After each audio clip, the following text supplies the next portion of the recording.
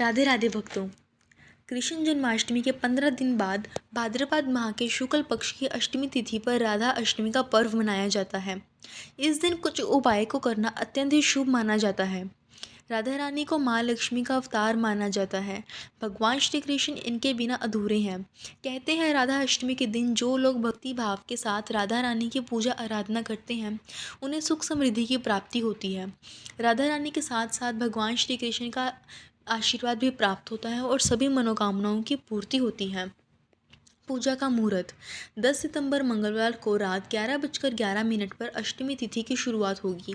इसका समापन 11 सितंबर बुधवार रात 11:46 पर होगा। उदय तिथि के अनुसार 11 सितंबर को राधा अष्टमी का व्रत रखा जाएगा। पूजा का शुभ मुहूर्त 11 सितंबर सुबह 11:03 से लेकर दोपहर 1:32 तक है। अब मैं आपको उपाय बताऊंगी। राधा अष्टमी के दिन राधा रानी और भगवान श्री कृष्ण की संयुक्त पूजा करें। खीर का भोग अर्पित करें। ऐसा करने से मनोकामनाओं की पूर्ति होती है, प्रेम की प्राप्ति होती है। राधा अष्टमी के दिन राधा रानी को गुलाबी वस्त्र अर्पित करें। राधा वल्लभाय नमः मंत्र का जाप 11 बार करें। ऐसा करने से करियर और कारोबार में लाभ होता है। सफलता के प्रबल योग बनते हैं। राधा अष्टमी के दिन दान का भी विशेष महत्व है। इस दिन तिल, उड़द की दाल, काले वस्त्र, लोहे का दान शुभ माना गया है। कुंवारी कन्याएं श्रृंगार का सामान दान कर सकती हैं। ऐसा करने से मनचाहा वर मिलता है, सुख समृद्धि भी बढ़ती है। पूजा विधि राधा अष्टमी के दिन सुबह ब्रह्म मुहूर्त में उठकर स्नान करें और स्वच्छ वस्त्र धारण करें। सूर्य देव को जल अर्पित करके व्रत का संकल्प लें। मंदिर की साफ सफाई करके गंगा जल का छिड़काव करें। राधा रानी और भगवान प्रतिमा या तस्वीर स्थापित करने के लिए लकड़ी की चौकी पर लाल या पीला रंग का कपड़ा बिछाएं। प्रतिमाओं का स्नान पंचामृत से करें। इसके बाद श्रृंगार करें। फल और मिठाई का भोग अर्पित करें। राधा रानी को मालपुआ, खीर और रबड़ी अति प्रिय है। घी का दीपक जलाएं। धूप इत्यादि अर्पित करें। आरती करें। पूजा के अगले दिन व्रत का पारण करें। राधा अष्टमी पर ब्रह्मा मुहूर्त में उठना चाहिए। इस दिन वृंदावन की मंगला आरती में हिस्सा लेना शुभ माना जाता है। राधा अष्टमी के दिन कठोर व्रत रखने का संकल्प अवश्य लेना चाहिए। जो लोग 24 घंटे व्रत रखने में असमर्थ हैं तो उन्हें मध्याह्न काल तक का व्रत रखने की सलाह दी जाती है। मध्याह्न काल के दौरान पूजा करने के बाद लोग अपना व्रत तोड़ सकते हैं। भक्त केवल सात्विक भोजन से ही अपना व्रत तोड़ सकते हैं। राधाष्टमी के दिन तामसिक भोजन जैसे प्याज, लहसुन, अंडा और मांस का सेवन वर्जित माना गया है। इस मौके पर राधा कृष्ण और लड्डू गोपाल जी का गंगाजल और पंचामृत से अभिषेक करना अत्यधिक पुण्यदायी माना जाता है।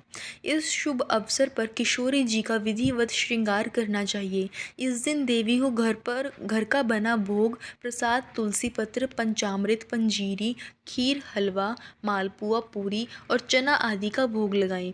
इस दिन राधा रानी के भजन अवश्य गाएं। राधा जी की पूजा करते समय विभिन्न स्तोत्र, श्लोक और वैदिक मंत्रों का जाप करें। इस दिन ब्रह्मचर्य का पालन अवश्य करें। इस दिन किसी भी प्रकार के वाद विवाद और किसी के बारे में बुरा बोलने से बचें। राधा अष्टमी पर करे जाने वाले ऐसे उपाय बताऊंगी जिनसे विवाह के योग जल्दी बनते हैं। राधा अष्टमी के दिन भगवान श्री कृष्ण के साथ राधा रानी की पूजा विधिवत रूप से करने का विधान है, क्योंकि श्री कृष्ण के बिना राधा रानी की पूजा अधूरी मानी जाती है। ऐसा कहा जाता है कि अगर आपके विवाह में किसी प्रकार की कोई परेशानी आ रही है तो इस दिन राधा रानी और श्री कृष्ण को एक नारियल को लाल कपड़े में लपेटकर अर्पित करें। ऐसा करने से आपको लाभ हो सकता है। मनचाहा वर पाने के लिए करें ये उपाय। राधा अष्टमी के दिन तिल का दान गुप्त रूप से करें। आप उड़द की दाल, काले कपड़े और लोहे का दान भी कर सकते हैं। राधा रानी के मंत्रों का करें जाप। कुंवारी कन्याएं अगर आपके विवाह में अड़चने आ रही हैं तो आप राधा अष्टमी के दिन ओम ह्रीम श्री राधिकाय नमः मंत्र का जाप करें। इससे अगर आपके विवाह में कोई भी समस्याएं आ रही हैं तो उससे छुटकारा मिल सकता है। सफलता प्राप्ति के लिए करें ये उपाय। सफलता प्राप्ति के लिए राधा अष्टमी के दिन राधा रानी की पूजा करें और उन्हें गुलाबी वस्त्र अर्पित करें। साथ ही इस मंत्र का 11 बार जाप करें। राधा वल्लभाय नमः। मनोकामना पूर्ति के लिए करें ये उपाय।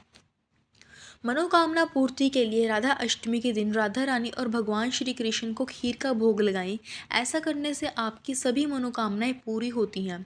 भक्तों, अब मैं आपको राधा अष्टमी की कथा सुनाने जा रही हूँ। पौराणिक कथाओं के अनुसार एक बार जब माता राधा स्वर्ग लोक से कहीं बाहर गई थीं, तभी भगवान श्री कृष्ण विरजा नाम की सखी के साथ विहार कर रहे थे। जब राधा ने यह सब देखा तो नाराज हो गई और विरजा का अपमान कर दिया। आहत विरजा नदी बनकर बहने लगी। राधा के व्यवहार पर श्री कृष्ण के मित्र सुदामा को गुस्सा आ गया और वह राधा को नाराज हो गए। सुदामा के इस तरह के व्यवहार को देखकर राधा नाराज हो गई और उन्होंने सुदामा को दानव रूप में जन्म लेने का श्राप दे दिया। इसके बाद सुदामा ने भी राधा को मनुष्य योनि में जन्म लेने का श्राप दिया।